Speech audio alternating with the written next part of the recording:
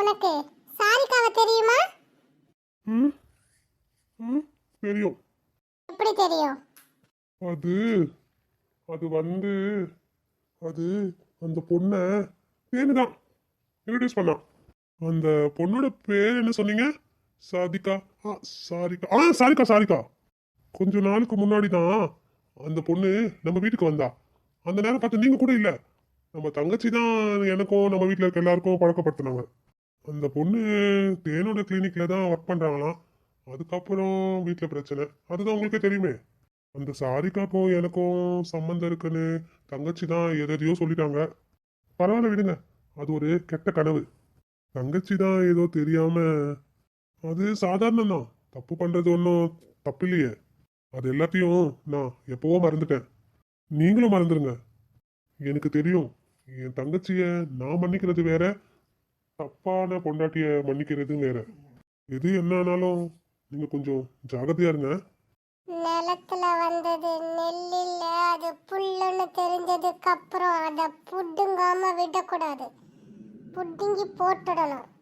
என்ன, பிரேமோட பார்வையும் தப்பா இருக்கு, பேச்சும் தப்பா தெரியுது.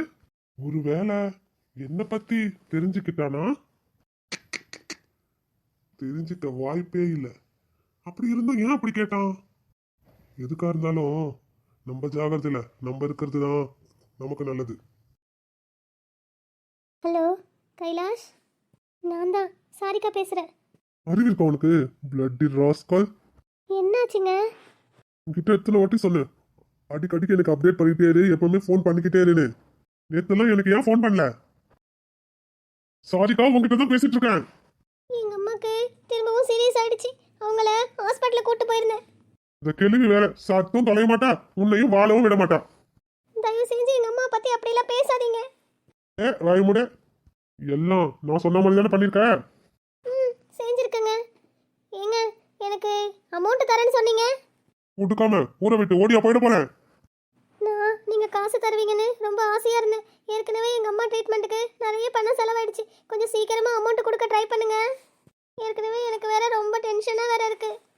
முதல்ல என்னோட டென்ஷன் முடியட்டும், அதுக்கப்புறம் தான் உன் டென்ஷனை பத்தி நான் யோசிக்க முடியும். யாராச்சும் நம்ம விஷயத்தை பத்தி உன்கிட்ட ஏதாச்சும் கேட்டாங்களா? நீ ஏதாச்சும் உளறிட்டியா என்ன? இல்லையே, என்கிட்ட யாரும் எதுவும் பேசலையே. அப்பனா அந்த பிரேம சாரிக்காவை பத்தி எதுக்கு என்கிட்ட கேட்டான்? ஒருவேளை டவுட்டா கேட்டானா, இல்லனா சும்மா கேட்டானா? இப்ப நீ ஏதாச்சும் பண்ண, உன் கண்ணு முன்னாடியே உங்க அம்மா கதையை முடிச்சிடுவேன். ஐயோ, அந்த மாதிரி எதுவும் பண்ணிடாதீங்க. வேணா உங்க கால்ல வேணா விடுறேன். நான் எல்லாமே நீங்க சொன்னதை தானே பண்ணிட்டு இருக்கேன்.